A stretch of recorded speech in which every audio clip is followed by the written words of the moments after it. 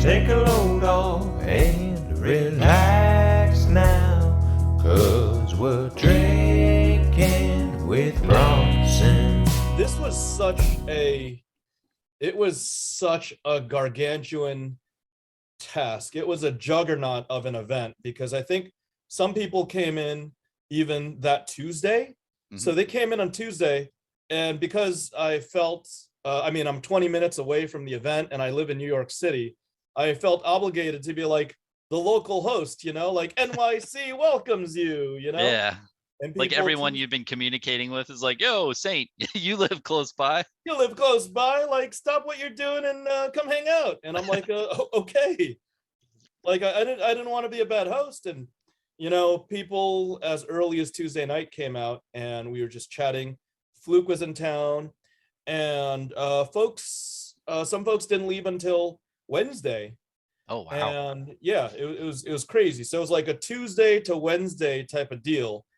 And so many things got done, so many conversations were had, so many great times were had.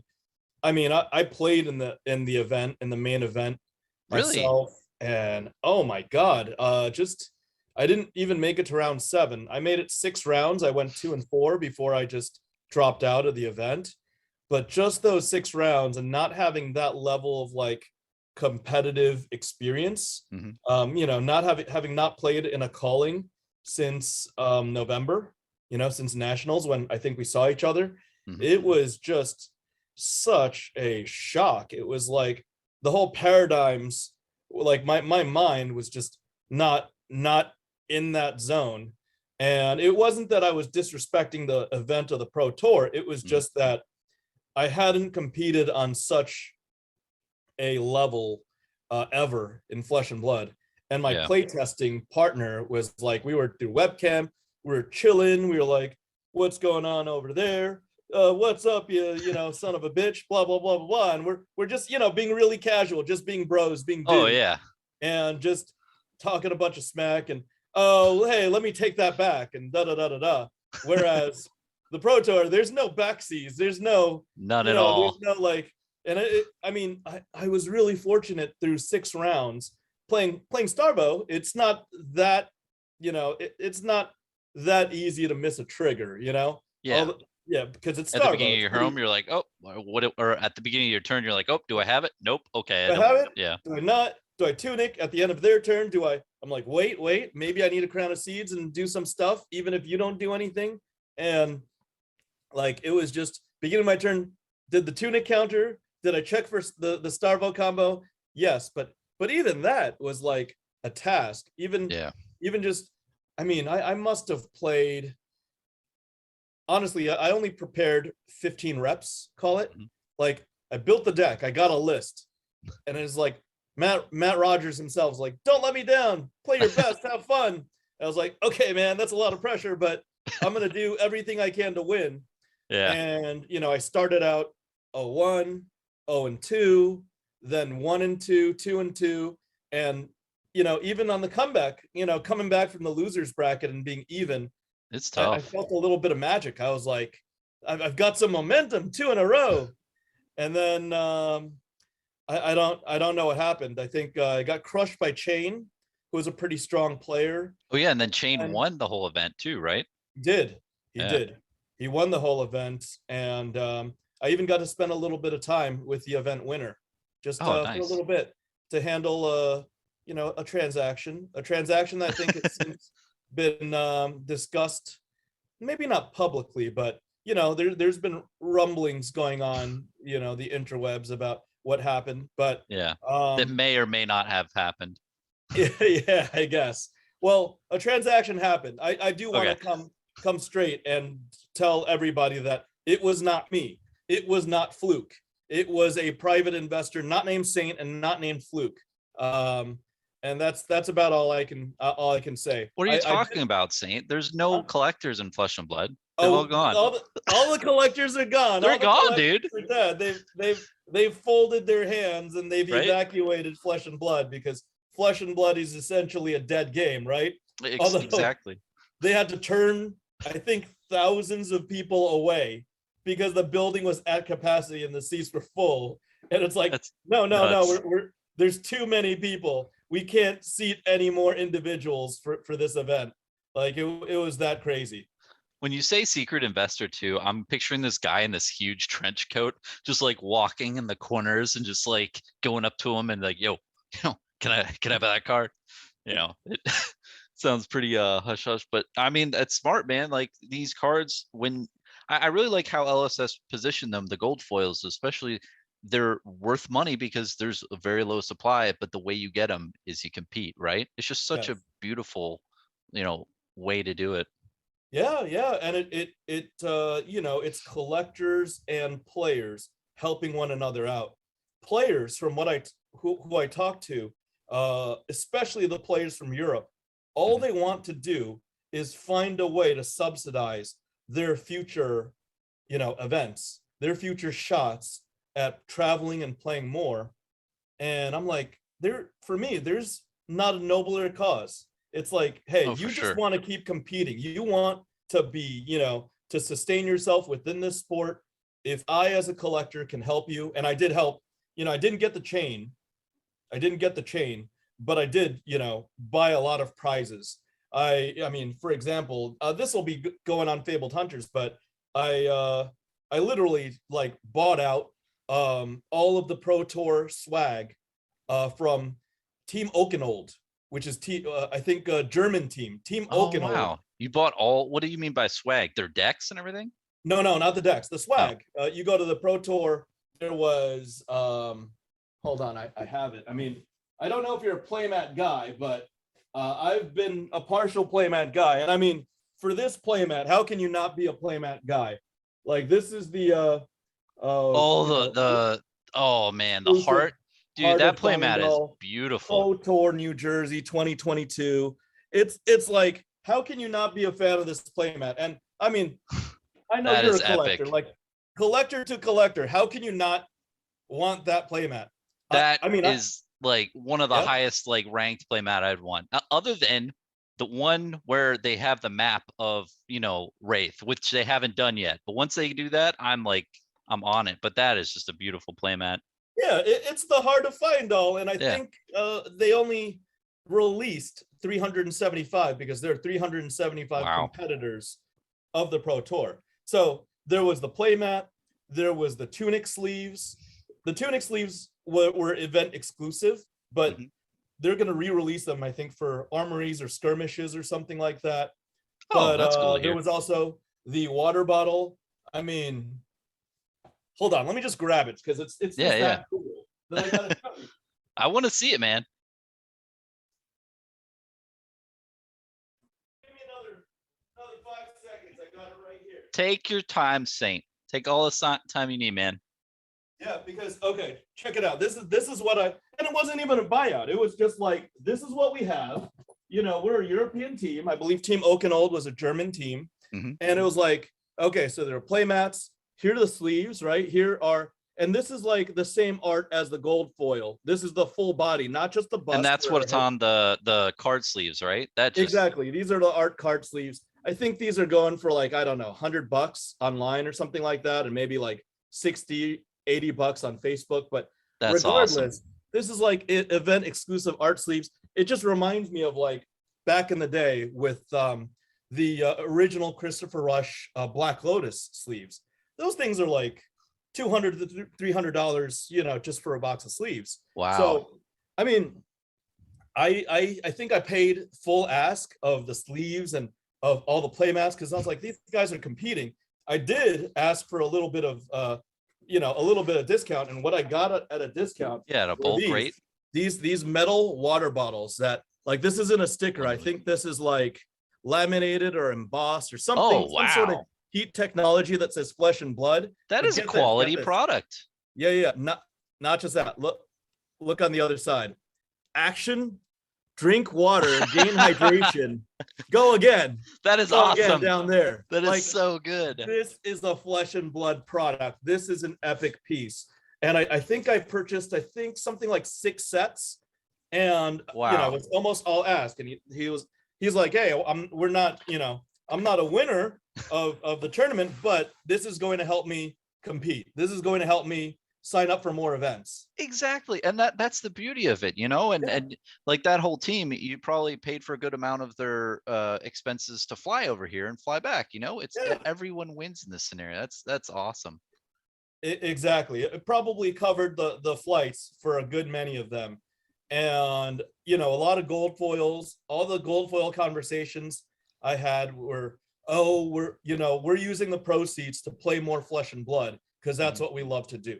You know, maybe they don't want to collect gold foils. Maybe they don't want to, you know, put the gold foil promos, the gear, the weapons into a collector black hole or, you know, hoard them. You know, there needs to be a secondary market. And I think LSS recognizes that. And the answer for all the hardcore players, the answer was just to play more Flesh and Blood, just to compete and do this more and more, because this is part of my life. That's what the pro players said. And for me, you know, personally, this is a part of my life too. This is like almost like a vacation for me. Like, you know, sounds like it was a week long. Yeah, it was a week long. I was hanging out with some of the coolest people I know, like literally Rudy, Open Boosters, Edwin, both of them, the Magi. That's awesome. James White, you know, the two Chris's, Alan, I mean, all the guys, they were Andy. I got to meet, you know, Andy, who managed North American organized play, Alan Hale, who was always on, he was always on Facebook and just, you know, checking in with the community and whatnot. And there were just so many moments. Even before I was at the gym earlier, I was watching your video, your chat with, you were talking about like Fabled Academy, like Alex and Leah, I think his girlfriend's name is Leah, Alex and Leah, they visited me on Wednesday. They were like, Saint, this is a dream come true. Like, we're hanging out with you. Like, you, Fabled Hunters, you gave us the motivation to make Fabled Academy. And I was like, whoa, what are you talking about? You've got like so much more skill at making content than I do. It's not even, you blow me out of the water. But he's like, no, but you are first. And because you had the mindset to create, you know, a channel, we saw you and we wanted to do our thing in Europe, albeit they do it better. Like, check out Fabled Academy. If, you know, I'm a subscriber. I'm guessing you are. I'm for sure subscribed. Anybody who makes a Flesh and Blood video, I'm a subscriber for. But like, no, I think there's just different flavors of ice cream, you know, like there's a bunch of different, but like his videos, man, are just top notch. Like, crazy. Yeah. It looks like professionally done. Like, there's no way I could get to that level. Just, yeah, it's really cool. It looks more of like promotional material, but it's not too advertising. It looks more homegrown. So it's really kind of the perfect blend of that, you know?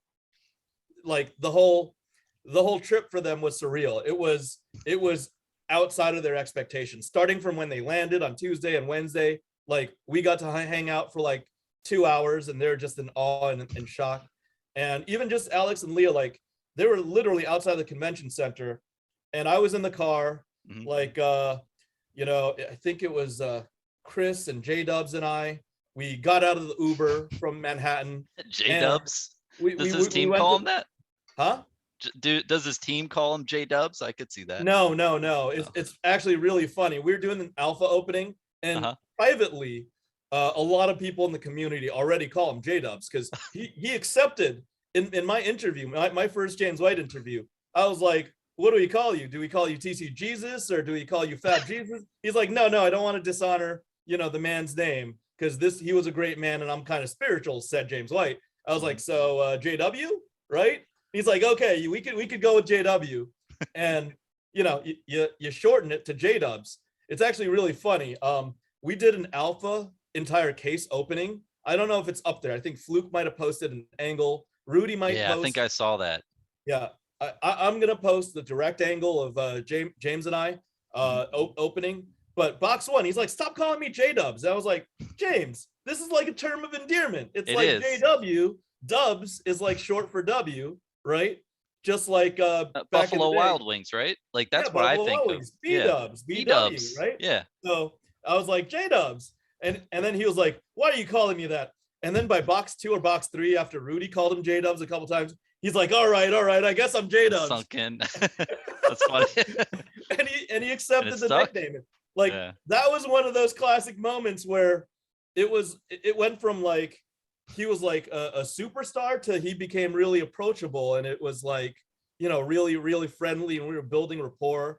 And it's like he just went on that like very human level.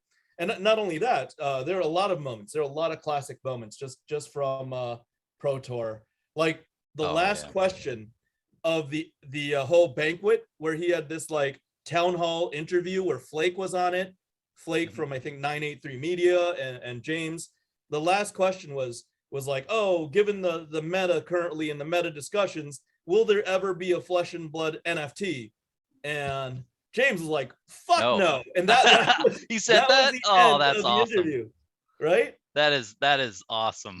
A super crazy, super awesome event. I don't want to like dominate the conversation, go for hours, but it was epic. It was surreal. That sounds so epic. Yeah. No, I saw so many different videos out there. I know Jim from FaBTCG Cards, he made one where James signed his Slingshot Underground playmat. And hearing James talk about, okay, he made it because it was the whole David and Goliath thing, you know, they were the underdogs. I always kind of theorized that, but it's just really cool to hear that from him, and just all the different interactions and seeing like the tall Timmy roam around. That guy is tall as hell. Like, he is really tall. He's very, very tall. Yes. Yeah, I definitely want to meet him one day. But yeah, next big event, definitely going. But you know what you're talking about in the beginning with the competitive nature at those big tournaments, man, I feel you saying. I went into the national tournament, right, in Orlando, and just the level of competitive play is so much higher than like a normal Road to Nats or any other type of tournament. Just it's weird how it's like the top 2 or 3% of really good players are at that event, so you're just playing with a bunch of like winners out there, and they're tough. Not messing around. They're there to take your head, and they will do any. I mean, I'm not talking about cheating, but like they will spare no quarter. If you missed it, it's like, oh, you just missed it. Okay, it's my turn. Blah blah blah blah blah. And they're just like bum bum bum. They're already ready. They're ready. Like it's almost like they're like Doctor Strange, where they're already calculating the possibilities of what you're gonna do, and they're already ready with the response. Yeah, everybody was just tuned up and ready to go. And, you know, I'm the jackass, you know, coming in on a free PTI and just like, oh, hey, just give me one moment. I got to figure out this whole Starbow thing. So I'm looking for lightning, ice, and earth, I think, you know, it was a little bit like that. And like, I just snapped into it immediately. I was like, whoa, these guys, they're literally playing for their lives. Like they're really treating themselves as pros. They're like, hey, I want to win, you know, $25, $35, $50,000 because I put in hundreds on the line? Thousands of reps. I think, yeah, number one was $25,000 plus, you know, a card that's presumably worth 5 figures, right? A 1 of 1 that's presumably in the 5-figure range. It's a 1 of 1 card. I didn't know it was a 1 of 1. That's crazy. Yeah, as a matter of fact, oh man, I guess I got to feature it since it's sitting on my desk. It's not mine. It's just in transit here. It happens to be in Manhattan.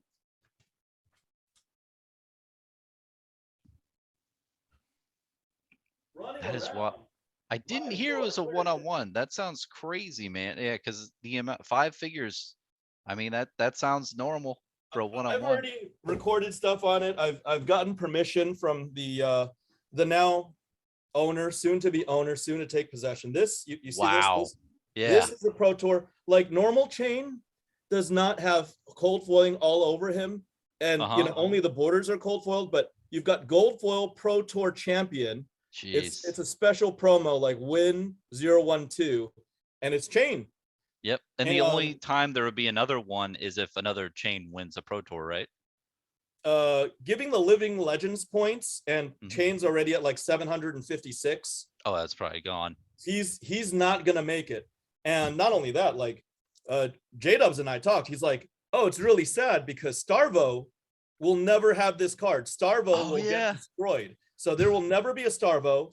There likely will not be another chain. Like 99% chance there will never be another chain. So this is the one, and that's it. like you talk about scarcity, like hearts are scarce. There's 400 hearts, and there's one, and that's it. One is Again, a pretty low it's number. not it's not staying here. It's just in transit. This is Yeah, for eventually, probably getting hand flown to Asia. Let me just say that it's getting hand flown to Asia, because like FedEx is really horrible. I've sent some very valuable goods through FedEx, and like it's May right now as of the recording. I sent it in January, and it's still not there. And this is FedEx we're talking about. So Well, and I never even thought about it like that, because you're right. Like sending it with track shipping and everything yeah, is probably worse, because the amount of insurance you're going to have that is ridiculous, and just the nature of it. You might as well just have someone take a flight to wherever it's going and then take a flight back. well, I'm already going to Asia, and I've been officially invited to New Zealand. So Nice. I gotta make that voyage at some point. That's awesome. Yeah. That is crazy. Yeah, like I remember back in the day, people were worried about the whole collectability of Flesh and Blood, but everything that you just said there, and with that card, and all the things that players get for being in that tournament. I mean, it really does show that collectability is good, because it just funds that level of play. They get to play, collectors get to collect. It's all good at the end of the day. Everybody wins. Yeah, if you didn't have that, right? Let's say Yeah. that chain card was worth like $200. Do you think that many people would care or compete at that level? No, because No. just nothing to really get at the end of the day. Yeah. Yeah, that is cool, man. And Yeah, it I just think sounded like such an epic event. Just the winner was Pablo. I forgot his last name, but Pablo, I believe, was his name. And he got a big ass check for, I think, $25,000. It was literally a big ass check, yeah, like a big size check. And he transacted on this card. And I would assume that his Flesh and Blood expenses and travel and everything for the next year, maybe even 2 years, are handled. And he could go around traveling the world being the Pro Tour #1 champ, and nobody will take that away from him. He had a trophy. Like, nobody bought his trophy. We didn't buy his trophy, although Oh, yeah. I mean, well, what would be the dollar amount you'd put on the trophy? I'd probably put only a you had. 4-figure amount on the trophy, because it's not as collectible. Like, Yeah. like I didn't win the trophy, but I can collect a 1-of-1 card, Yeah, for sure. Yep.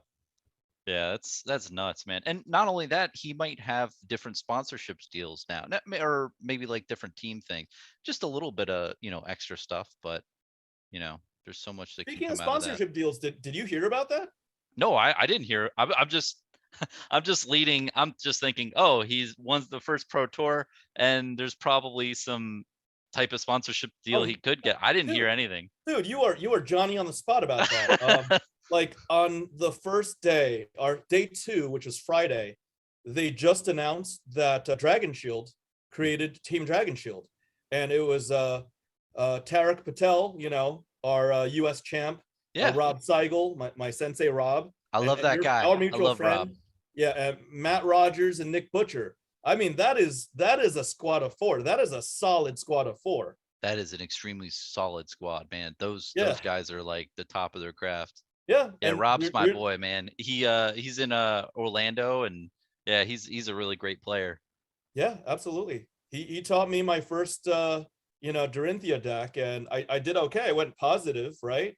And just for somebody that doesn't have time to put in the reps, it was great to learn from Rob. I mean, if given the opportunity, I would try to play with them again, and maybe we'll show up to a future event. Who knows, right? Yeah. And Yep. do you think there's going to be a bunch of different like teams that are popping out, like that are sponsored? Because if you think about all these other games out there, like League of Legends and a bunch of them, they have like these corporate sponsors that sponsor like a team of 5 and such. Yeah. And I mean, you're saying like, so Dragon Shield did it. You think TCG? Well, TCG player kind of had a crew for a bit, right? I think so. I heard that they did. I don't know that they had a fab crew, but I think there's like Team Cold Control, and I know my buddy Guy GL All online from Intrinsic Gaming. There was like Team Intrinsic. He was telling me Team Intrinsic was doing well. There was Team Poland. They were in it. Team Okenold was the German team, right? And they had like jerseys and whatnot. Huh. And yeah, there was a lot of teams. I don't get into their sponsorships, but God bless them if they're sponsored. You know, good for the sponsors, good for the players that they've have a little bit of subsidy and support. But I think it's happening more and more. I wouldn't be surprised to see some larger and larger names get in there. I mean, Wow. Dragon Shield is just one, right? That's the first of, I would say. That's the first like real big name within the community. And good for them for, you know, taking the first step. Oh yeah, for sure. Yeah, no, they're huge in the industry. And yeah, like it's really cool to see that they're making teams with Flesh and Blood. I mean, that's gonna be huge. Yeah. Especially with Matt Rogers in that too. And like you have like the New Zealand crew with the US crew, you know, that's gonna New be a cool Zealand is match. not. I thought Nick is Nick New might Zealand, but he's be- Australian. Nick Butcher He's is, Australian. yeah, he's Australian, but he lives in New Zealand. But yeah, you got Perfect. US We've and got New the Zealand. trifecta. Yep. Yeah. The three big competitive regions. But speaking of that, Spain took the Pro Tour, and I think Poland took the Calling. The Yeah. final tunic went to Poland. So people were saying that Europe was out for blood after my boy Renji went to Krakow and took the first European championship in Krakow. Oh yeah, I heard about that when you're. I Yeah, think I heard you talking about that with Dell. Like that's crazy. So he went yeah. all the way over to Krakow and like just you know rose Took it up down. and took it down. Wow, that's awesome. And then the Europeans came. What I heard was 47% of the field in the Pro Tour were non-American. Wow.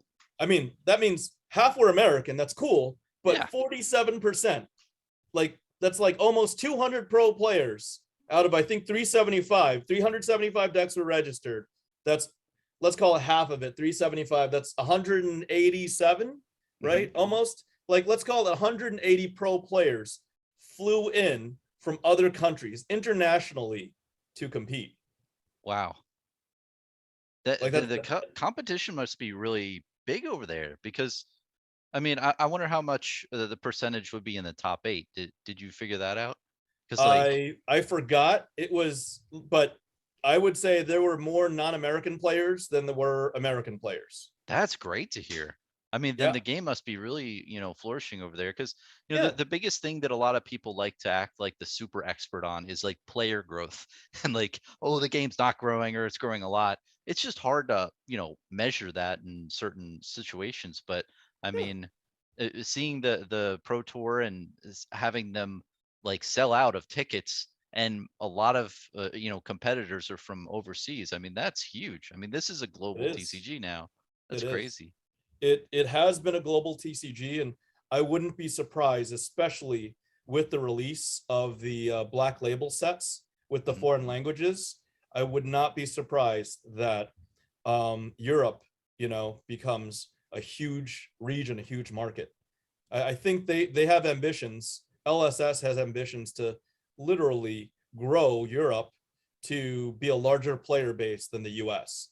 I mean, they're not neglecting the US, but they're literally like focusing with these 4 European languages, focusing and getting product into the hands of Europeans so that they can compete. Because even Yuenji was saying that the card pool, when he went to Krakow, it felt like not everybody had access to every single card they needed.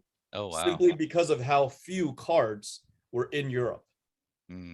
Right? Yeah, I heard Crucible War, I think a year ago, was almost impossible to find. I had a couple people in Europe like, hey, like, can you know, I need these cards. Can you help me out? And you know, I you know, sent cards over there and did some transactions that way. But you're right, that's something that a lot of people don't know is getting cards over there. Like last year was, you know, a Crucible War especially. I think it was just not there at all. And you know, it's interesting too, Saint. Like, I was looking at Magic the Gathering history too, right?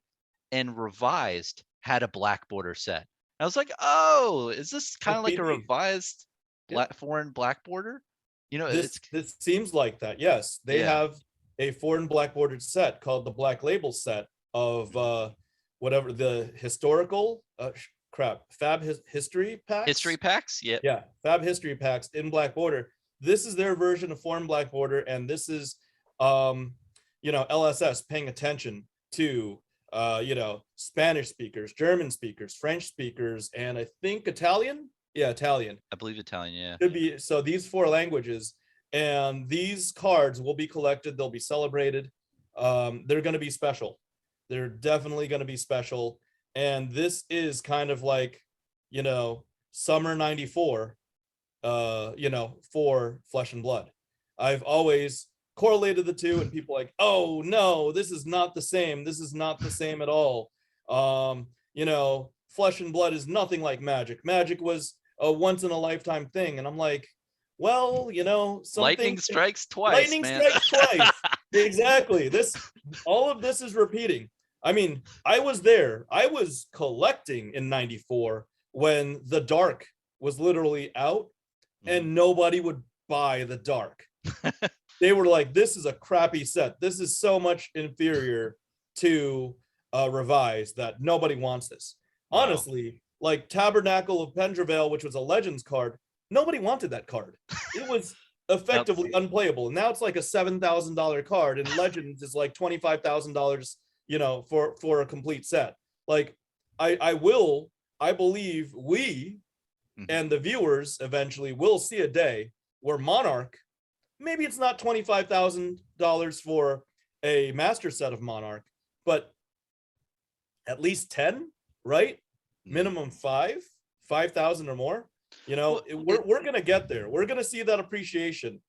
Monarch is tough though, I feel, because it never got a chance to be $90 or $80 where people could just instantly buy it and open it and not feel bad, So I just feel like that's gonna really hinder it. But a lot of the other boxes, I totally agree with you, Saint. Like in like 4 to 5, and Monarch will probably age like that as well. And the artwork in Monarch is really good, but I think the amount of supply that people are hoarding are a lot higher. But yeah, like any of these boxes, like how many years is Tales of Aria, first edition with cold foil is going to be $80 to $90? Like it just can't sustain for that long. It was on its way. Some things happened, but we're not going to beat a dead horse. And I've also made peace with with certain entities to not go down that rabbit hole again or discuss the past. I don't want to get into it, but let's just say that I think the whole community turned the page on the past, and there's an understanding that the spirit and the support of Flesh and Blood is community wide. Even with the parties that might not it look like they might not have had the LSS's interests in mind. Everything seems to be going forward, and whatever tough discussions were necessary seem to have been had, right? And it's always the best when you can hash out differences in person, like adults, in the flesh and blood, you'd say. In the flesh and blood, yes. If that has not been said enough. Yes. You want to straighten out your differences and clear the air in the flesh and blood. Sometimes that makes for the most effective and the most powerful conversations. Yeah, and when you met like James White in person, did you figure out anything new about him or anything that you didn't know before, like meeting him in person? Because I feel like he's been a very mysterious man for a while. He has been, and I mean, I've just had the pleasure and just the fortune to have had many conversations with him, even in the past. It was, for the first couple minutes, I was like, oh crap, it's James White. Like, I got starstruck for a moment, but then I was like, wait a minute. He's here, he's visiting me. We're chatting. We had some off time before the Pro Tour to discuss some things and catch up. And he was just so approachable. He was just such a nice guy. It was just super surprising, not intimidating at all. And he was like, the generosity of his spirit just came out. It just permeated the whole Flesh and Blood event, the whole convention center, because he was just so kind. Ever since, you know, he didn't get to eat, which we told him he probably wouldn't get to eat, because the banquet, like, he paid for all the food, but all he was doing was shaking hands and taking questions and, you know, meeting people, even signing some stuff, and just Wow. you know, them thanking him for the game. Like forget about James. Rudy didn't get to eat, you know. Dan and Edwin barely got to eat. I didn't get to eat. I had a slider, and it was like, oh shoot, Fabled Hunters, what's up? Let's gather around for a picture, even starting from the banquet. So forget about wow. James. Like, he would get mobbed. He was trying to go from point A to point B. He was trying to vacate. He wanted to exit the building, and he probably got hit up by 20 separate groups of people. However, Oh wow. that shows such a generous spirit. They were just all over him from the beginning to the last moment on Sunday. Like Sunday, whatever it was, 7 or 8 p.m. Sunday night, James was like, oh, I finally got a couple hours of sleep. This jet lag is killing me.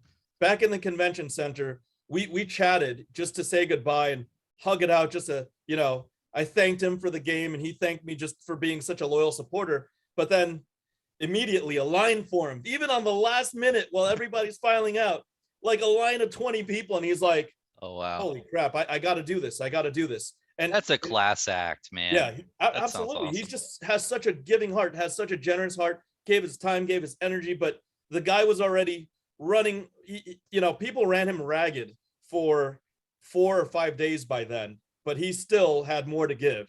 And it wasn't only that, like, he's standing up.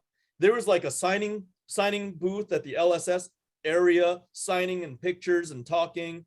And he was on his feet 2 or 3 hours, or it was probably 2 hours before the Channel Fireball people literally had to cut off the line. Mhm. And then, like, this is the end of the line. You're not allowed to get in line. But people still mobbed like this rope. And James was like, oh, these are the Flesh and Blood fans. Hey, buddy, what's up? They're like, James. And then after he signed the first one on the outside, like, the line's already done. And then there's like an outside line of like 50 people. Oh And my he would gosh. proceed to, like, after he engaged the first person, like, he'd have to wait until the other 49 people, and other people are like, James, hey, you know, you've done more than enough. You've got to go to your next meeting, or you've got to go to your next thing. And it sounds like he didn't just like shake someone's hand, you know, thanks for playing the game. Here's a signature. Here you go.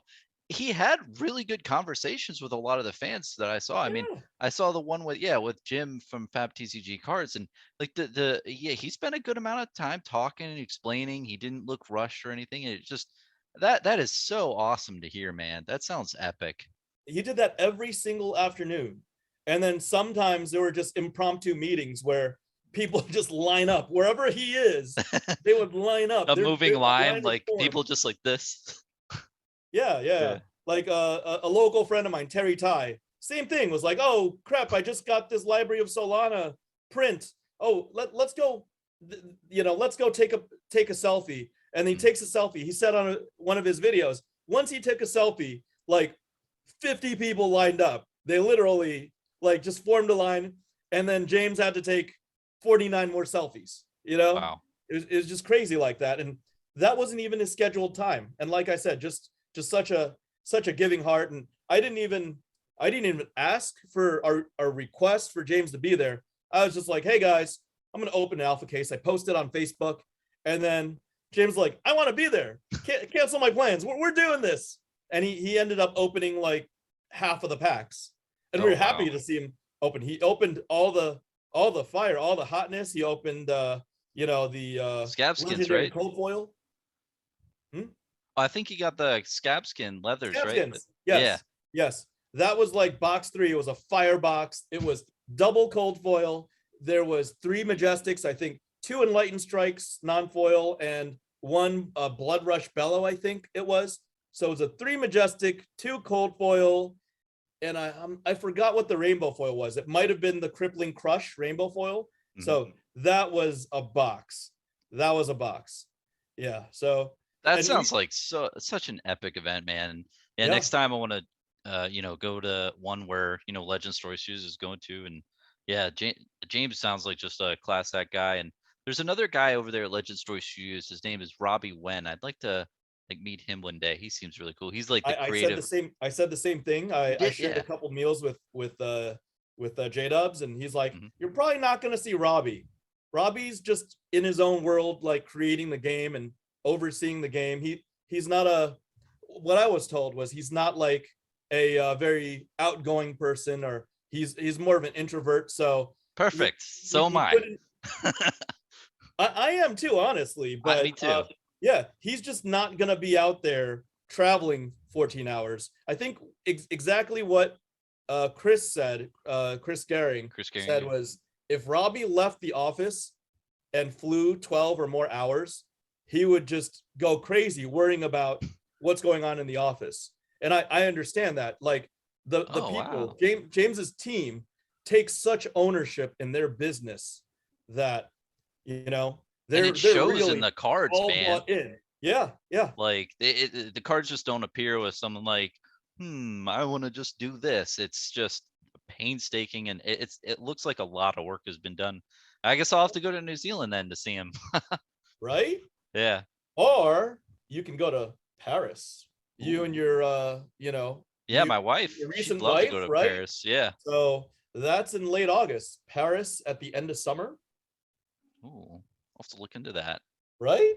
Possibility, maybe only 6 man. or 7 hour flight to Paris is beautiful too, yeah, right? you could go to London, you could take the train, the underground train under the English Channel. Have you ever done that? I've heard it's beautiful scenery. Yeah. I have never done that. And like, Holly, my wife, she's on all the Facebook groups. She's like, wait, there's a pro tour in Paris? There's also shopping in Paris. I'm going. There's the Champs-Elysees. We're going. Yeah, that's awesome. Yeah. So you think you're gonna go that one too? Most likely. Yes. Nice. Yeah. That'll be a cool Actually, one. let me not. I've committed to Don't it. commit. So I have to go. Okay. I promised James I'd see him there. So now I have to go. Yep. Yeah. Can't let him down. No, cannot. That sounds like just such an epic event, and yeah, I'm looking forward to more of those pro tours, especially the Rudy videos, man. I heard he was taping up a storm with a bunch of people and interviewing. It'll be interesting to see all that stuff. He was. And we had so many crazy moments. Oh man, I have to like I said, even while watching your video and between videos and just before we even did this, I had to just dig deep and think about the best memories, because a lot of people asked me, a lot of people texted me, private messaged me, emailed me, like, what were the best memories of Pro Tour? And I think I have it singled. I've got it whittled down to 3. I'll share them with you. Three. Please. So probably number 3 was I was sitting next to James. We were opening a WTR Alpha case, and there's this lady with pink hair that rolled up to the table, because it was James would open one pack and then a guest would open a pack. So like there are 96 packs because it's 24 times 4. So roughly 48 people got to experience Alpha, some of them for the first time. Like they would have never opened up Alpha. It was my case, and it was Rudy's idea. Like at the beginning, I was like, do I like the idea of random people touching my really expensive stuff? Yeah. Not really, but we'll do this. Let's roll with it. And it turned out so amazing. I think at one point there were between 60 and 80 people just crowded around. So anyways, this lady with pink hair rolls up, and she just the 4 commons, the 2 rares, and then the foil comes out. And what is it? It's my favorite card, the foil Pink Snatch. Pink Snatch. Oh, it's Pink Snatch, best Snatch in rainbow foil. And then everybody erupted. And I was like, I said the best Snatch. Even James was like cracking up. Everybody just had a moment there, because that's kind of been like a thing for me since my first box opening. And what's the print run on those? Like it must be in the like low 1,000, like 1,000, 1,200, something like that. Yeah, you gonna buy them out one day, Saint? I don't know if I want to buy them out. I think we need to allow the global pool of pink Snatch to be readily available to all other appreciators of the rainbow foil pink Snatch. It Fair would be enough. greedy of one man to To own have all all the that. pink Snatch in the world, right? Yeah. So much that That'd be not one man nice, can right? handle. You gotta be Yeah. a bro. I think in the spirit of pink Snatch being pink Snatch, you gotta, let them roam around freely so that every man has has the option to accumulate and own a pink Snatch. Very well put. Yep. Number 2. Number 2. Okay. Okay, so we were opening, Rudy and I and Dan and Edwin, open boosters. We were opening on one of the side tables. And first this guy rolls up with 2 WTR packs, WTR alpha packs. He's like, I just paid $180 for these packs. This is before the alpha opening. This is just impromptu. I think Wow. Friday afternoon after I busted out of the Pro Tour, and we're at the tables and Rudy's recording. He just signed, like, there's this guy with a hat with like cracked bobbles, and he had a crown. I saw that. Yeah. So Rudy signed it, and they're making silly videos. So I'm this guy's sleeve guy, and I mean, I'm not trying to brag, but I probably would be the most appropriate sleeve guy, like of product. And I'm his spotter, and he opens up. I think he paid like $150 a pack of alpha, and he goes through his commons, goes through 2 regular rares. I think there's a super rare, like Singing Steel Blade for Dorinthia, non-foil super rare. Then he hits the foil, and it's a cold foil Snapdragon Scalers, and he's just beside himself. He's like mind blown. We're just jumping up and down, crazy. That's and crazy. then, like, we sleeve him. The second pack he gets nothing, but he's still up. This Dude, guy, yeah, he's way up. yeah, I think his name was Bobby. He's just beside himself. Like, his day was made. It was filmed. We were opening with Rudy and open boosters and Edwin, the Magi Bros there. Everybody was just so happy. And then That is next crazy. come 2 guys who bought like Arcane Rising first edition packs. I think they had like 2 each, or 3 each, and they opened, and it was like a big womp womp. And like they opened all 6 packs eventually. Like, I think each of them had like 1 pack that they were saving, but it was like, we're on film, we're on camera, Rudy's here, open boosters is here. We're due, those guys, packs we're gotta due. open, man. Yeah, and there was just so much peer pressure that they opened it, and then like Rudy and open boosters and Edwin, they were getting hungry. They're like, oh, we're hungry. Oh, you know what? Screw this. And I'm like, guys, hold on. There's this guy that ran by. He had 3 more packs of Arcane. He's like, guys, I'll open. Hey, keep filming. Don't leave. And they're like, we're really hungry. I'm like, guys, we can't leave before we open all the product. What are you guys doing? And they're like, Saint, we're out of here. You're coming with us. I'm like, damn it. And they're like, okay, it's okay. He'll wait for tomorrow. And I was like, no, he won't. He's probably going to open it. Come on, guys. It's going to be special. And anyways, I end up following Rudy and the Magi Bros to go have, I think it was dinner by that point. And, what I said was, Rudy's like, Saint, come on, man. Inside voice. I was like, what are you talking about, Rudy? Like, you don't understand what's sealed product. It's like an 8-ball on Saturday night. And he's like, bro, Saint, come on. You just got to get one more hit. We're in a convention center. And I'm like, I look at open boosters. I'm like, come on, Dan. And he's like, yep, you're right. Because certain people had been around in the 80s, and, I was around in the 90s. College in the 90s was, different time. And that's what happens. And I re-explained it. I was like, bro, it's a completely apropos example. Because you know what happens to an 8-ball on Saturday night? Nobody leaves until it's all gone, right? Yeah. And this is the same with sealed product. You got to open up all your sealed product. Nobody leaves until it's all gone. And the reason why I was right was because within those 3 packs, that gentleman opened a rainbow foil Command and Conquer. Oh my gosh. And I'm like, nuts. Rudy, 3 packs, 3 loose packs. He could have just sucked it up for another 5 minutes. And, I was mouthing off about that for like the next 2 days. I'm surprised the packs haven't been weighed. Like, I don't mean to throw any shade or anything, but like, loose packs always scare me. But like having Well, a, these are vendors. These are huh? people like MinMax Games, people like Oh, Magnolia, that's true. opening up a box and like, there's 24 packs. Here you go. That's You know? true. Yeah. No, I don't know. That sounds honestly, That's it's a good to valid hear concern. that, right? Huh?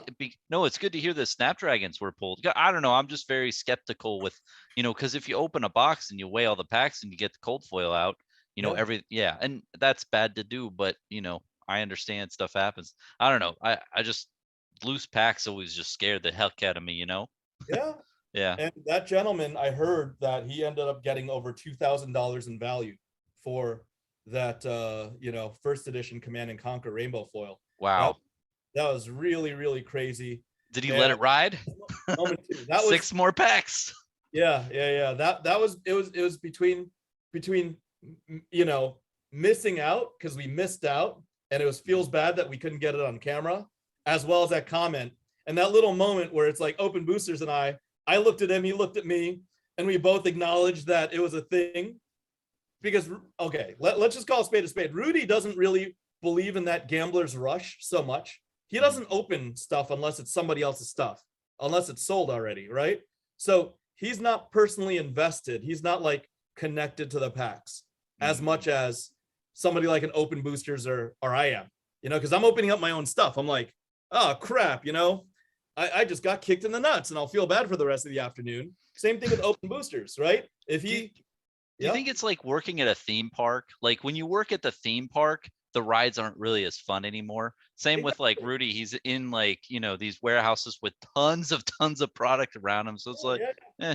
He's more of a sealed guy. I'm just calling a spade a spade. He's more of a sealed guy. Like you wouldn't catch him opening his own, revised booster box. Yeah. Right. He'll have to have sold it to a patron or something, and somebody would have needed to request it.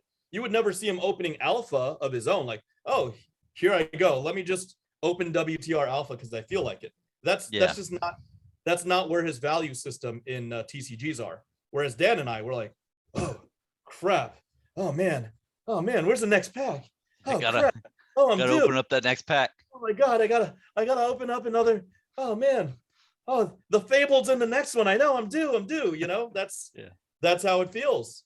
That's how it feels to like have that want and the rush and everything. That gambler's rush. Exactly. Number one. Okay, this is more very personal. I don't know if Rudy's gonna blame me, but Rudy watches this, and I would say he probably agrees. It's probably up there for him. So the 4 of us are headed to dinner. You, Dan, Edwin, Rudy. Yeah, the 4 of us, right? The Magi Bros, Rudy, and myself, and we're walking to the parking lot of the convention center, and I'm like, guys, why are you guys getting in the car?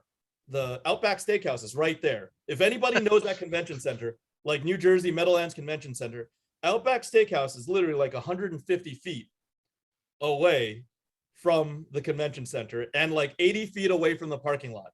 It's literally right there. The parking lot is the parking lot for Outback Steakhouse as well as the convention center, because it's like a big multi-floor parking complex. And I'm like, guys, it's literally right there. I'm looking, guys.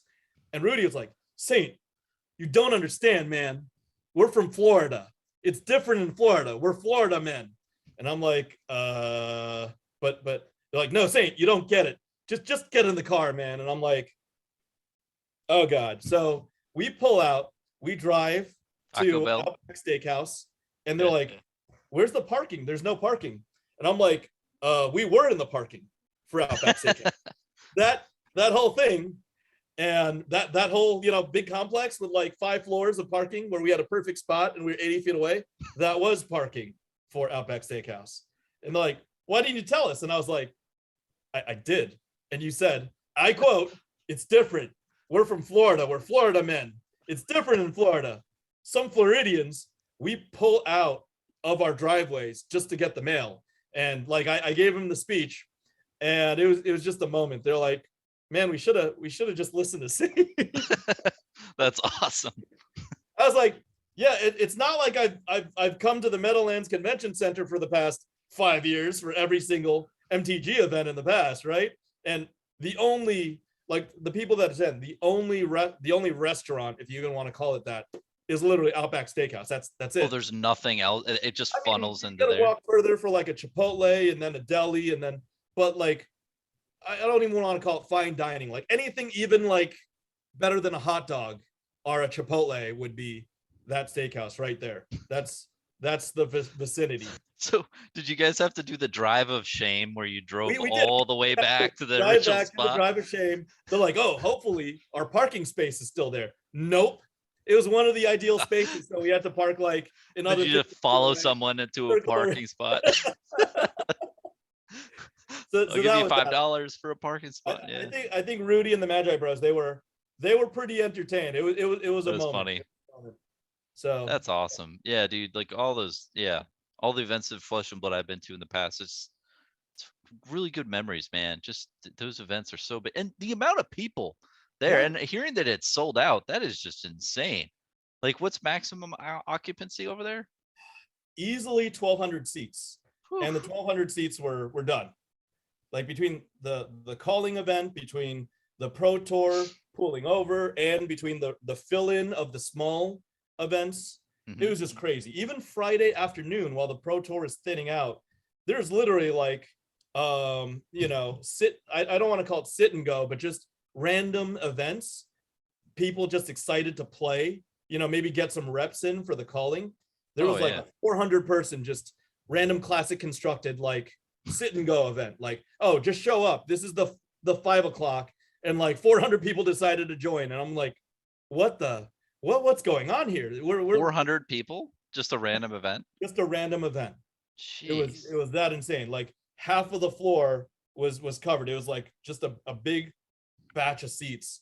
And I was like, what is going on? This is we're in the middle, like we're gearing up for one of the craziest Flesh and Blood events of all time. That's already the feeling I got by Friday. And I mean, the thing that I'm thinking about is, you know, you have the Pro Tour now, right? And those events are huge. But one of the biggest things that I think is going to be in Flesh and Blood is Worlds, right? Yep. I know in their promotional pamphlet they talked about Worlds back in I think 2020, but due to unforeseen events that didn't happen. But I can't imagine Worlds. How many? What do you think the seat count is going to need to be? Is it going to be like 20,000 people in one whole thing? I mean, that's a bit much, but I don't think 20,000. It needs to be somewhere where it's probably not going to be in the Northeast. It's probably got to be like a Vegas or like a Florida, somewhere where there's a lot of space, where there's a lot of convention halls. Maybe different part of Texas, not Fort Worth, but a different part of Texas with a large convention hall, somewhere that's really spacious, someplace that could fit. I'd venture to guess 3,000 to 5,000 people wouldn't be too ambitious, because they turned away at least 1,000 people. They literally turned people away at this event, and they were just at capacity. They were all the butts were in seats at multiple points, and that's all they could handle. And I think they also only had enough staff to accommodate, you know, because right now we're in the middle of like the talent gap or whatnot, where there's a hiring issue, the great resignation, you know. Yep. So there's not enough personnel either.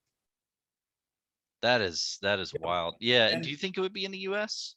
It was actually said, if you watch that Flake interview, about 40 minutes, they said the World Championship would be in the US. James said it.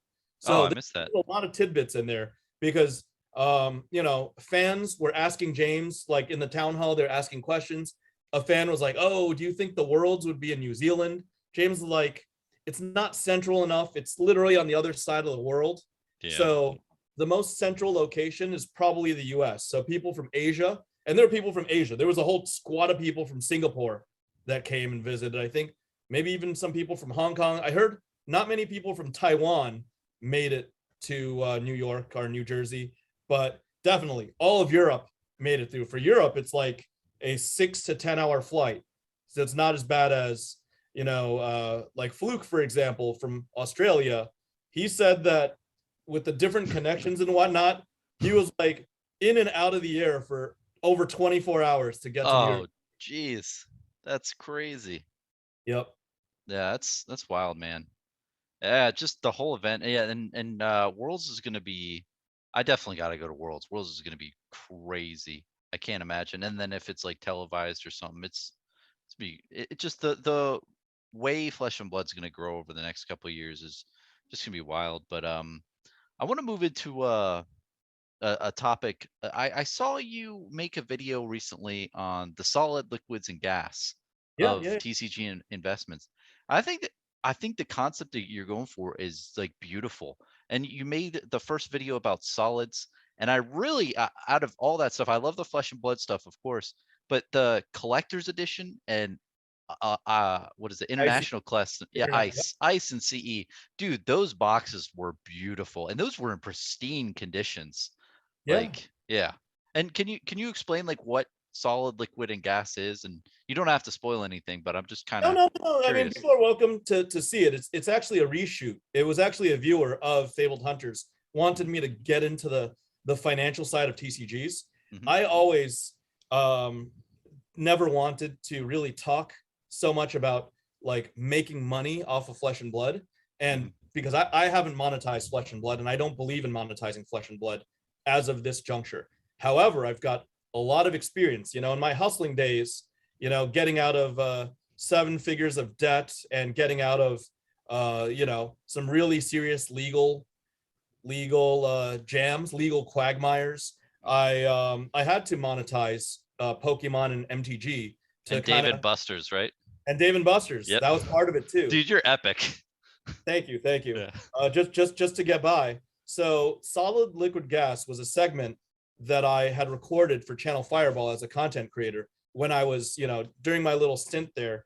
And I wanted to translate it over to Flesh and Blood. The whole idea is that, TCGs as a business, if you want to treat it like a business, a line of work, a way to create revenue, you got to look at every single TCG asset as one of 3 assets: solid, which is just sealed product, right? It's like a mutual fund or ETF. It's like a batch of anything could be in it. Anything from the set could be in it. So it's a solid asset.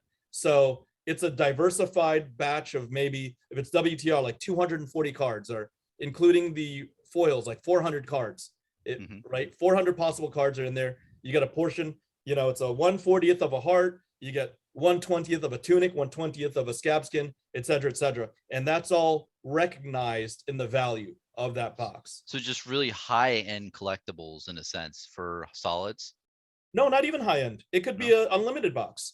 Like, the reason why an unlimited box is $60 is because there is call it a 40% chance of having 40 or 20. I think a 20% chance of having an Enlightened Strike, a 20% chance of having a Tome of Findall, call it a 15% chance of having a tunic or whatever. All of that bundled together, the expected value is roughly $60, right? There's still plenty of product around, and that's why it's $60. If you, as a collector, or even a viewer at home, thinks that in the future rainbow foil tunics are going to be more valuable, or black bordered E-strikes or tomes are going to be more valuable, these unlimited cards are going to be more valuable because they're not printing any more black bordered stuff, then you buy it. That was the whole message. That's why I started out with $20 product, like something as humble as a Portal starter deck, something as humble as an Ice Age starter deck that I bought for double digits. They're going up in value. They doubled and tripled in value in the past 2 or 3 years. That's nuts. So, yeah, that's why I mentioned that. And then what's a liquid and a gas? Oh, a liquid is just a raw product. Liquid is like water, right? Solid, liquid, gas starts out talking about the 3 states of water, H2O, right? Solid is an ice cube, liquid is water, gas is water vapor, right? So liquid is raw cards. Like, I've got a stack of raw cards. Like, I got some raw foils. These are liquids. These are just arcane first rainbow foils. They literally are just on the table for whatever reason. This is a liquid. This is also a rainbow foil induction chamber. I don't play Dash, but yeah, that's a super rare. Those are just liquids. The reason why it's liquid is because raw cards are the easiest path to liquidity, right? In the TCG realm, you The think TCG world, versus absolutely, right? Is booster it boxes? raw cards? Yeah, Because loose boxes, they're hard to transport, right? that's true. You can't sell them to Asia because Asia, there's taxes, there's import taxes, there's surcharges, there's customs. Same Customs is with the razor. Yeah, customs thing, can. open up your crap and devalue the hell out of it. That's why it's a problem moving sealed product between continents. But liquid, you want liquidity, you get a bunch of unlimited CNCs. Those things sell like hotcakes. You get a bunch of rainbow foil tunics or rainbow foil legendaries or rainbow foil tomes or e-strikes or whatever the hot playable cards are.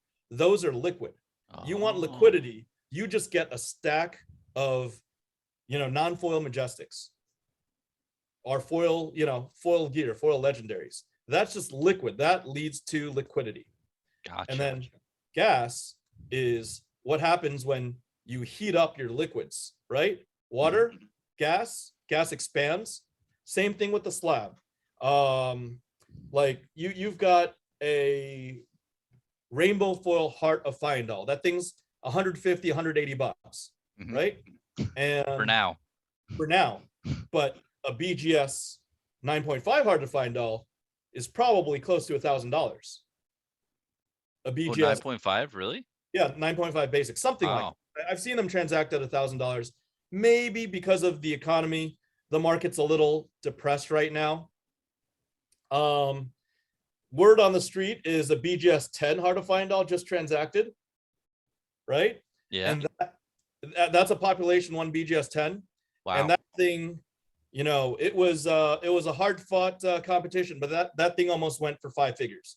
That's insane. Well, because yeah. how many Heart of Fyendals could you buy on TCG Player for that price and try to could grade them? probably buy, call it 60 or 70 Heart of Fyendals, but none of them will be that pristine 10. Is it really hard to get pristine 10 for Oh yeah. Fatal? Oh yeah. There's like over 100 graded. And okay, think about the people that are sending in the cards to be graded. Those are already like the top 5 or top 10% of all the cards opened. And of the top 5 or top 10%, there is 1 Heart of Fyendal that is BGS 10. That is nuts. That you've got that. Honestly, there's a vanity premium because some people just want to have the best, right? But there's definitely the scarcity premium as well as the condition premium. So the reason why it's gas, because it expands. You're a liquid asset if it is in the right condition and it's in a slab and it's got the nice enough grades. Then it's gas because the stuff's just fire. It's just expansionary. Like, what a $1 card graded properly can be worth $1,000. Wow. It's like a revised basic land. I talked about this, I think with Fluke. Revised basic land, 50 cents on the open market. It's a 1994 card. Near mint, it's 50 cents. You get a revised basic land in black label, like just you get one. I'm a very avid revised collector. Find me a black label. $5,000 is where we start. Wow. And that's a 50-cent card. So that's a 10,000x premium. That's insane. Because you could buy it for 10,000 and they're like 30. I think I was looking at them for near mint not too long ago, and they were like 19 cents, 25 cents. I mean, you could buy literally 40,000 of them, but finding the ones that are not the ones, pristine. The one. Yeah, that's crazy. That's the top one in the world, and there's a fierce collector market. Have you graded black labels before? And when you got it, did you almost like have a heart attack? Like, holy. Yes. As a matter of fact, even just this afternoon, I just got a card graded, and it was my first black label in almost a year. Dude, congrats, Saint. Thank you. I appreciate it. The slight feels bad is that it is not a Fab card. And it is also not a Magic card. Oh, wow. So it's MetaZoo, right? No. I'm kidding. I don't think I'd be caught dead grading MetaZoo. Not because I dislike. Well, I don't affirmatively like or proactively like MetaZoo. I just don't care. So I feel you. It's feel you there on that. Well, you know what? That'll have to keep under wraps until I film the content, but Looking it's gonna forward be to it. pretty hype when that black label card comes back. Like any black label, unless it's like a Pokemon or Dragon Ball Z card, any black label is very rare. This is a population one black label, and it's very very special. It's a very very iconic card. So That's stay, awesome, man. stay tuned. It just happened this afternoon. I just went into the Beckett site and pulled up the pop report. So I'm about 99.9% sure that it's part of a batch, but I need to hold it in my hands and open it up and display it for probably my Facebook stream before I verify. Like I literally have to have it. I Oh empirically. yeah. You're like trust but verify, right? You're like Exactly. you don't want to get your hopes up. Exactly. Exactly. And then after it's sealed up and put in a suitcase and then filed away, vaulted, then I'm like, okay, that's my black label that exists. Good luck, man, with that. Thank you.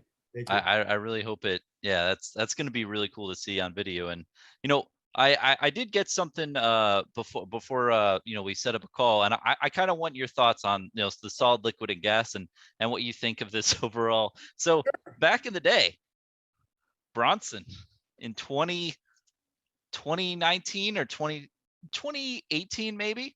Yeah. I think 3,000 collector's edition bulk common cards in this. What do you think? Is this a liquid that could be a gas if I graded some stuff and it came Absolutely. Every liquid could potentially be gas. Yeah. You just have to find the right copies. Well, and my thought process was, I listened to your video and I'm very well versed in CE and ICE. The what is it? The print runs were very, very small, like 9,000 and like 4,000, right? It was 9 and 5. Yeah, 14 9 and 5. collectively. Yes. Yeah, but it's so small, and like this amount of cards, is I think like 0.1% of a print run. I was like, I can spend like $2,000 now and get these, and that's not too bad, and just keep them for a long period of time, and one day open them up, and then try to grade them. Hopefully I get that expertise one day of like figuring out how to grade them.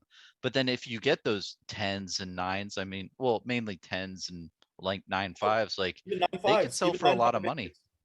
They are. They are. Yeah. Absolutely. Even they the are. commons, do you think? What do you think a common 9.5 would be for collector's edition? Probably not too crazy. I know personally because I've sold some of them. Oh. Like even like a 9.5 basic land is like $100 or something like that. Geez, that's crazy. Yeah, that's probably like a 30x premium. I think just a regular near mint basic land is like $3. You throw it in a slab, you just go economy shipping or economy grading, and it looks nice. You have a chance to triple up or quad up. Yeah, one day. However, I have to tell you that ever since the recent pandemic times, the grading companies have gotten very, very expensive.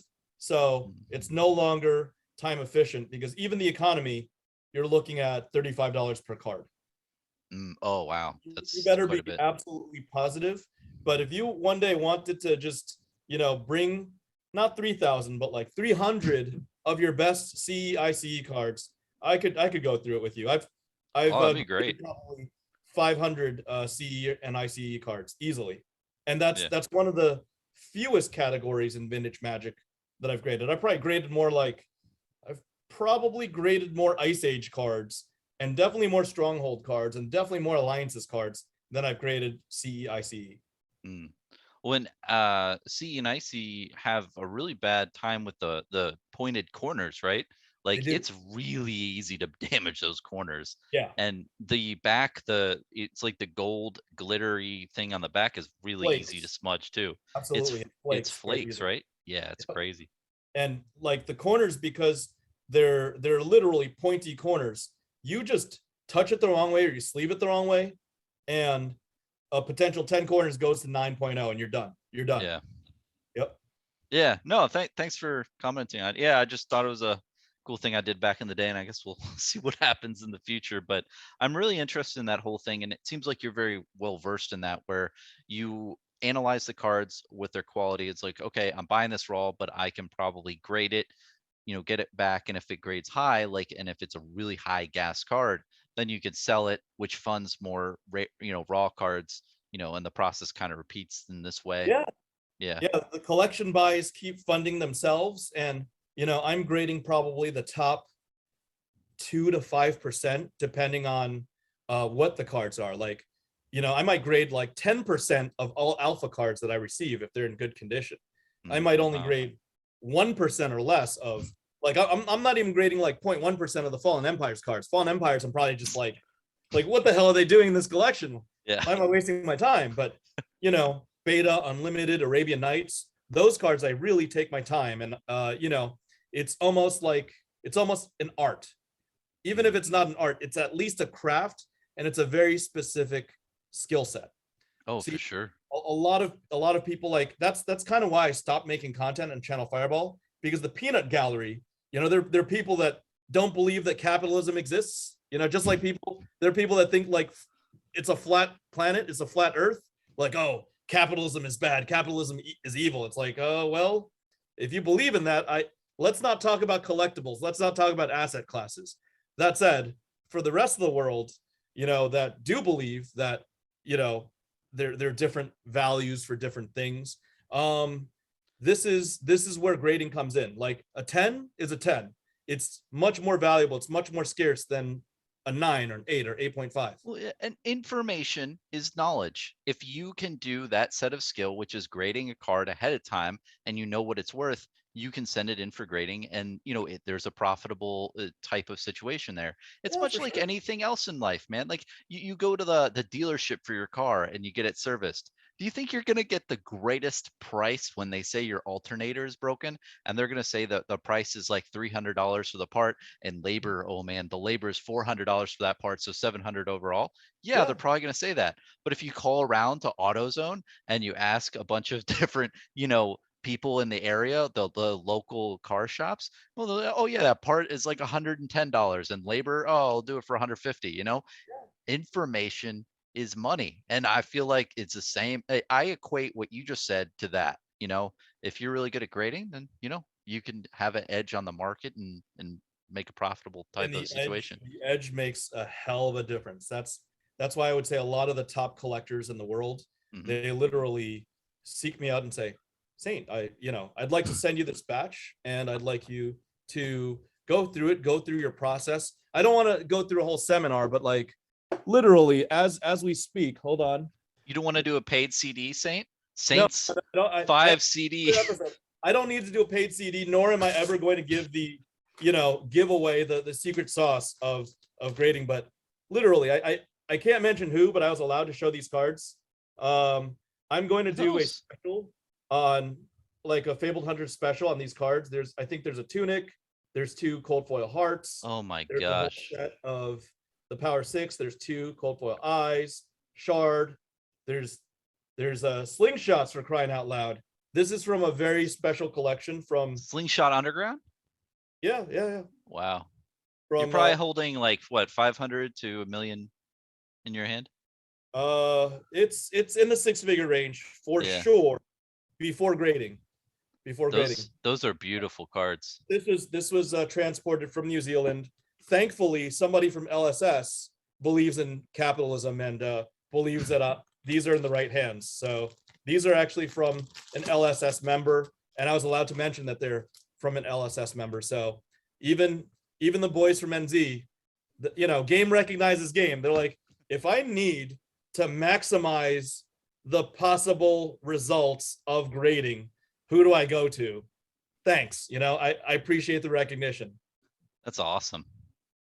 It must be a beautiful line of work too, right? Because you're working with like the cards you love, and you're just analyzing, and then when you do get that, the black label or just a really good looking card, you're like, oh man, this looks beautiful. It's a rush. Yeah, I hit a solid amount of 10s, just pristine 10s, 10 basics, and even the 10s, even the quads just make me really, really happy.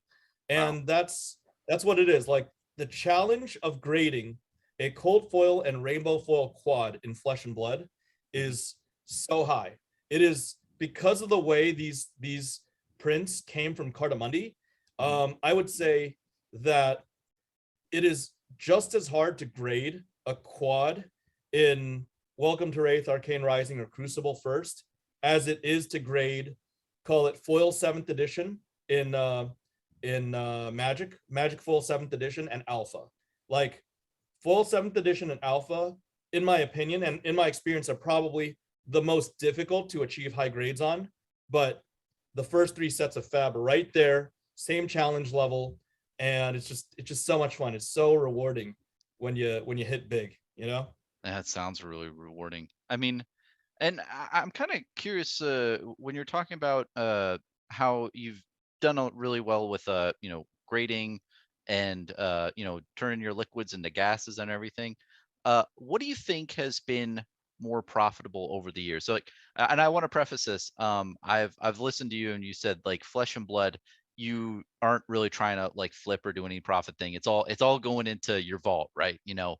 This is all the stuff. It's a passion thing. I mean, you have a channel, for of course you're trying to, promote the game and you love this stuff long term, but Magic's more of like a playground from what I've heard with investing and collecting and what have you. What do you think has been more profitable long term? Is it turning the liquids into gases and selling the gases to do more liquids, or has it been the solids that just appreciate over time? Let me take it backwards. Yeah. Let me take it backwards. This is specific to Magic, but Yeah. Fortunately, the window is still open for Flesh and Blood. Fortunately, for Magic, the gambler's premium has gotten so high of owning a solid, owning a sealed piece of product, that if you open up, let's say, a revised box, which is like $15,000, you're gonna get like $2,000 worth of products. And there's probably like a 99% chance, no matter how well it grades, you're gonna lose money. Flesh and Blood, because it's a newer product and because it's been out of print for a lot less time and it's still readily available, you don't get that bad of a dynamic. You could actually break even on your grading. No, it makes sense. Right? Oh, even with Alpha Welcome to Wrath, you think, and Arcane, or is Alpha Welcome to Wraith? Yeah. wow. Yeah, I had a video on Fabled Hunters where I literally graded 2 cracked baubles and 1 enlightened strike, non-foil, as BGS 10. Wow. And I fully intend one day, like 20 years down the line, when I sell that enlightened strike or when I pass it along to my estate, like whoever ends up liquidating and paying for that enlightened strike, it's gonna have to pay for a few cases of alpha today. Wow. Like it's not going to be a small number. It's like it's really simple. Like Bronson, let me ask you, if you have an alpha ancestral recall that's BGS 10, I mean, you'd want a big ass number for it, right? Hell yeah. Yeah. And the E strike to me is kind of like an ancestral recall, or it's Just at what's least the pop on it? Like 1? 1. Yeah, pop 1. Yeah, that's a 1-on-1. Yeah, it's a 1-on-1, exactly. The ceiling is there's no ceiling. Yeah. Yeah, I'm also in possession of the pop 1 enlightened strike rainbow foil, and there's only 400 ever printed of that, and I've got the nicest graded one, which is also pop 1. I've literally had open offers, like people come up to me like, oh, I'll give you 40, I'll give you $50,000, name your price. And I'm like, let's talk in a couple decades, because that doesn't get me out of bed, Yeah, no, not at all. Especially 1-on-1 like that. Isn't that kind of more of your end goal with collecting Flesh and Blood, is get as many 1-of-1s or just really high value, or not really high value, just really special things, right? Yeah, very special, very unique things, low population things, because I mean, for now, because I like them. Yeah. Right? Because they're really cool to have. And kind of when you have something unique, that means it's unique. It's the only one. Nobody else can have it. And if the game becomes very, very popular, or even more popular, if it scales up, maybe not 100x, but it scales up 20x from now to into the next 10 years, then there's going to be 20 times more people. There's going to be 20 times more collectors, and the value doesn't have to go up 20 times. Maybe it goes up 10 times, and then we'll revisit then, right? Yeah. But the true goal is really 20 years. I've said it, and I literally entertain different batches of collectors and Flesh and Blood fans over at home. There have been people that have literally come into my home And they're like, I now understand why you say 20 years. And the truth is, even my Magic the Gathering assets, you know, my wife handles a business consigning cards full time. Wow. It would probably take her plus 2 employees, and we don't have employees right now, but it would probably take her plus 2 employees 20 years to organize the just the The MDG, amount of collection. just the MDG. Yes, just the MDG. And Wow. I don't know if I mentioned it. I think I mentioned it on a prior video with you. Like, it took me a week, no, over 1 week of nights of constant sleeving, and I'm good with card tech. Just Yeah. like constant sleeving. It took me over 1 week of like 8 to 10 hour nights. Sometimes I'm sleeping at like 4 a.m. and I'm just sleeving while watching your videos or Rudy's videos or other videos. I think I could get down to like 30 cards a minute, like a card every 2 seconds, perfectly sleeved. I've got my Ultra Pros, I've got stacks, I've got literally stacks of like boxes of 10,000 sleeves here. Oh These my gosh. 10,000 sleeves. And You buy like the whole case of the sleeves? well, no, I've done entire like almost like pallets of sleeves before to do some of these projects. That's because awesome. Alpha, Arcane, Crucible, dude, you'd be stupid not to sleeve, right? I need to. Like what I'm does sorry, it just I'm not being stupid, man, but No, this is a friendly, like, you know, conversation where like I'm like, if you don't sleeve, is it bad? Like the cardboard like rubs against each other and it like cardboard dents against it? cardboard, humidity, moisture, yeah.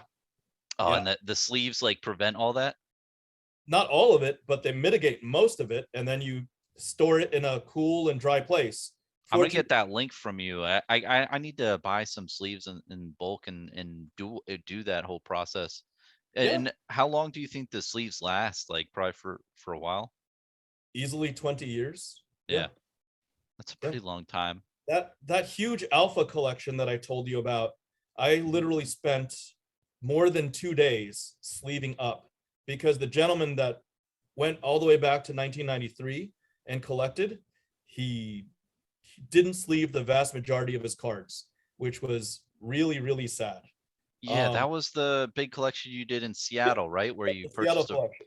Yep. very big you know, collection. Wow. But and you had to go through the whole, you know, sleeving all the cards after you purchased? The first thing I did was I sat down. I literally took days off of work. Like, I'm not working. I need to preserve this. This is a piece of history. I will thank myself, you know, years down the line. And I'm already thanking myself because, you know, it's Magic the Gathering Alpha. I'm grading quads and 9.5s. Wow. You think MTG Alpha is already valuable? Look up the spread. You know, this is gas. It expands. Look up the spread of a 9.5 Grizzly Bears versus a near mint Grizzly Bears. Like a Grizzly Bears is just a generic 2/2 creature. Yeah, 2/2 common card. for Yeah, 2 mana. yeah, 2/2 for 1 in green. Grizzly Bears. Like I think a 9.5 is over $1,000, whereas a raw is like 60 to 80 bucks or something like that. Jeez, it's crazy. A quad is probably multiple thousands of that's just its own game, man. Because you're talking about like pinnacle level condition for something 30 years old. Yeah, I mean, that's extremely rare, especially when you had a long period of time where collecting wasn't a big thing with Magic the Gathering, and like sleeves weren't even popular, right? Like people were taking these out of their, you know, and putting them in their backpack and, you know, playing with them And on the pavement. Yeah. on the pavement. Yeah, they didn't care. Yep. Yeah. So just a word to you and a word to the wise. Sleeve all of the first 3 sets, and based on what happens on the other future sets, 4, 5, and 6, you know, Monarch through Everfest, you might want to sleeve that one day as well. But at least like keep it consolidated. I will say this: the foils. What kind of sleeves do you use? Like the penny ones that are literally like snug? Ultra Pro penny sleeves. Ultra Pro penny sleeves. Okay. Yeah. Keep it simple. That's the simplest, easiest, softest sleeve. You don't need to get technical. You don't need to get the BCWs because the BCWs are harder. You definitely don't want the perfect fits because the perfect fits actually cut up the corners and edges. Oh, that's not good. Yeah. I'm So gonna just do it, Saint. well, You've sleep. inspired me. I gotta go through them all. And it took you how long? Like two weeks, A like month, of just a month? 2 weeks. Wow, Yeah. that is I mean, crazy. of just that very large first batch that I did. Nowadays, after a box opening video, especially if it's set 1, 2, or 3, I'm sleeving every damn card. Nice. And then that is going into a 4-row, and that 4-row is getting transported somewhere, nice, cool, dry, and that's it. Yeah, like 70 They sit there degree, for a you know, while. environment and such. Yep. Yep. Yep. Yeah. Yep.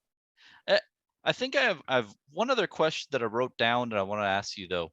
Sure. Is there like anything new that you're collecting or anything that you're collecting now that a year ago you'd be like, I'm not interested at all, but now you're like, it looks pretty attractive. Like, is there anything that's like out of the ordinary that normal people wouldn't think of? Uh, I Just don't curious. have time to collect too much random stuff. Mhm. Back in the day when I was hustling at Dave and Buster's, honestly, I collected like 20 different categories of things because I held on to like Funko Pops. I held on to like rare video games or special video game bundles just because I was in a position where I had like literally millions of tickets, and the tickets were the currency to trade for stuff. And I'd look at the winner's circle, I think it was called, of Dave and Buster's. I'd scan it and I'd be like, okay, these, they're these plastic toys, that'll get me a premium. There's this package that'll sell for good. There's this box of Pokemon cards. Let's get those. Let's get the video games. Let's get the sports memorabilia. And if anything, I just as we got out of our little quagmire, as the millions of dollars of legal bills lifted, and we won. I don't want Mhm. We settled, but I say we won. After we got out of that bad situation, I needed to focus on work, and I needed to just be very, very specific about my time. That said, I've started looking to comic books just to connect with my nostalgia. And it was AAA, Andrew Glagowski. I made a collector video with him where we interviewed in front of the camera, and Yeah, I he's think I just saw that one. yeah, he just collected so many damn things. He collects sports, he collects comics, he collects coins, he collects currency, he collects Fab, he collects MetaZoo, even he collects MTG. And I was just like, damn it, you gave me one of my favorite comics, which was Gambit's first appearance. So now I'm looking up Wolverine's first appearance, I'm looking up Spider-Man's first appearance, and I'm digging into it. I'm not I'm not buying anything, but I'm tracking the market. I'm Oh, that's paying cool. attention as if I would be buying, and looking at maybe 6 months of data and waiting for, just a decent time to go in and say, hey, you know what? If this market tanks, because I've recognized, for example, like the sports card market has tanked, but Mhm. I don't, with all this, whatever the politics in sports, I don't really like US sports these days. So a thing for me would be if the comics book market tanked, I would probably enter in. And I think just this whole mental exercise can be a lesson to viewers. Um, you don't Oh, want to for just sure. spend money for the sake of spending money.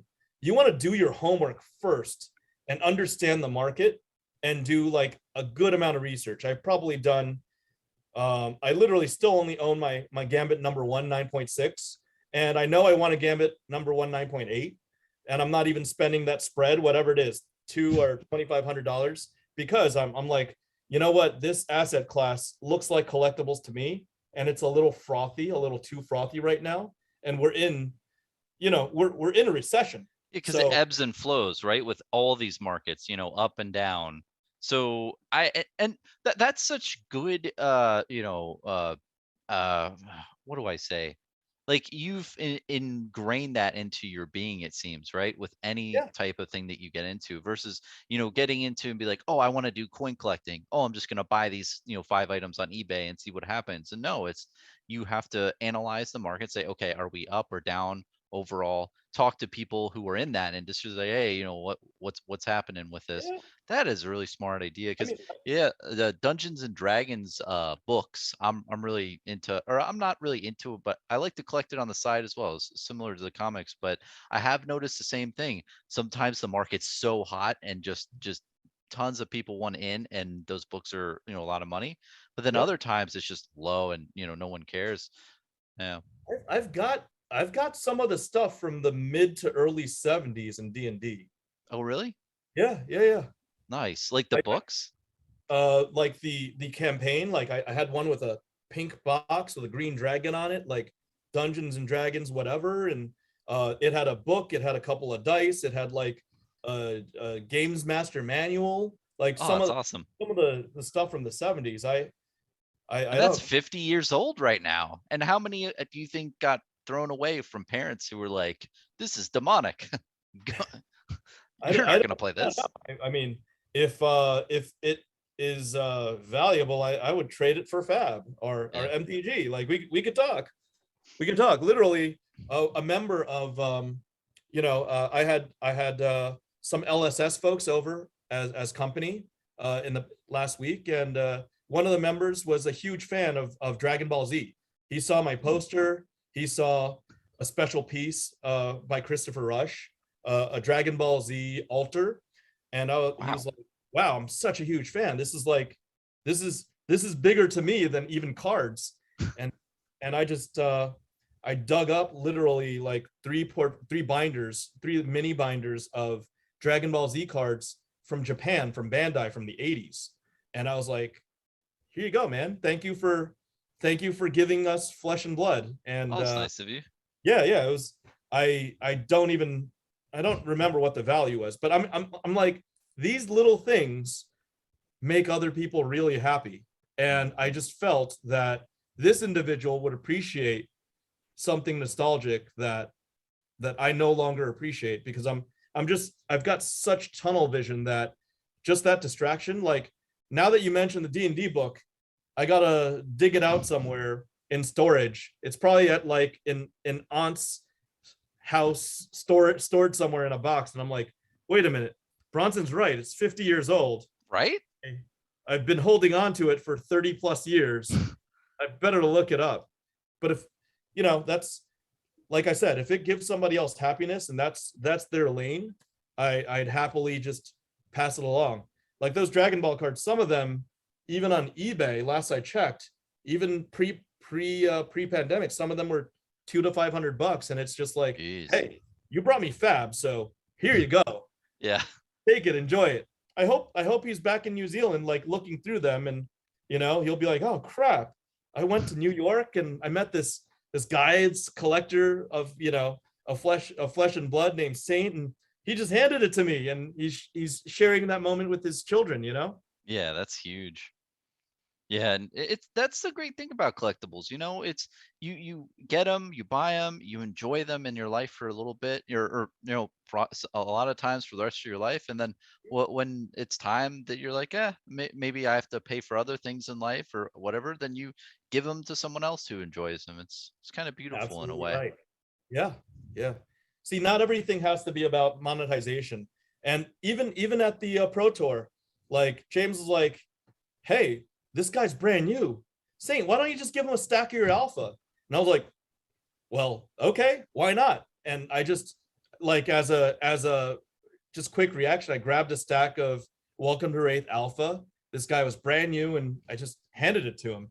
And That's he awesome. literally went on a whole bunch of videos, not even my own videos, including my own videos, but other videos. He's like, Saint just gave me a bunch of alpha cards. Like, that's such a kind gesture. And I'm like, you're welcome, I guess, Yeah.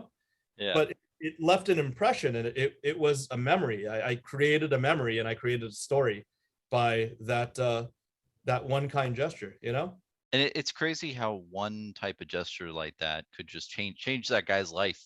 Just like, oh, now he might want to look more into Flesh and Blood and buy a bunch of other stuff and get interested in alpha and set collect, and but that one moment is probably very defining. I Yeah. I did something very smaller compared to that, but there's this guy who came into our local game store, and we were all playing the farewell event for Welcome to Wrath, and he was interested in Flesh and Blood, but never really, played, or he hadn't played yet. And after the event, I was like, here, take all the, bulk from the sealed event. And Yeah. he didn't understand at first. He's like, what? And I was like, no, here, like, take these Are cards. you giving me something? Right? Yeah. And he even said after that, like, hey, yeah, like this community is amazing. He said, like, in other communities out there, they would like card shark him for like certain rare cards, and they would trade an uncommon for a rare or something. exactly. Like, yeah, there are people complaining over 3 cents. I've literally heard at an LGS, oh, your side of the trade is, 3 cents more. What are you gonna throw in to make up for the trade? And it's like, really? I mean, part of the event, which other people mentioned, James and I literally picked out all of the red stripe cards that were not like super rares or majestics, and we literally handed them out. The red stripe alpha cards from that case, or the pink ones. Below. Who wants a razor reflex? Who wants, an unmovable? And all of it. We just started handing out cards, and it was a great moment. It was just electric, and it felt great. It was like these people, they're like, I've never touched an alpha card in my life. Now I get to open alpha cards, and I get to own an alpha card. And I don't know if I changed many lives. I mean, there's up and down. There's some downside. Like, we gave away the boxes. We gave away the first edition, the alpha boxes from Welcome to Wraith, the empty boxes. Because it's like, oh, do you want a souvenir? And I gave away all 4 boxes, and every last pack. Whoever wanted a wrapper could get a wrapper. I know you're big into wrappers. I love wrappers. This is the downside. There's always that one guy. Yep. Reseal. That guy. He took the box. He said he wanted the box. He took the box. He waited like 90 minutes or more in line, waited for James to sign it in gold ink. And then the same night as the alpha opening, he posted on Facebook for $300. No. And it's like, come on. It's like, it's something for free. I understand you need a hustle, but yeah. Come on, man, At least don't do it on Facebook. Don't do it the same night, right? Yeah. Like, I opened it, I gave it as a kind gesture, like as a, to be an ambassador to the game. So hopefully I would make a memory, like, and then James signed it for you to help you reinforce that memory. And is that whole memory only worth $300 or less to you? Yeah. And as a matter of fact, it didn't even transact at $300. It got sold. Like, Spencer from Magnolia Games was like, come on, man, just let's get this off the market. I'm gonna put this on my shelf. And he bought it for $50. At the end, the guy like sold out for $50. It's like, come on, just be a good. I would have paid more than 50 for an alpha box signed by James White. I mean, from the opening, right? From that, and it's on video. There's provenance of that. Yeah, there's provenance. Yeah, exactly. Provenance is important. People don't understand that as much. It's very important. One day that box might transact for thousands. Who knows? I hope it does, so that guy can look back and be like, oh my gosh, I sold the box for $50 and now it's worth thousands. Exactly.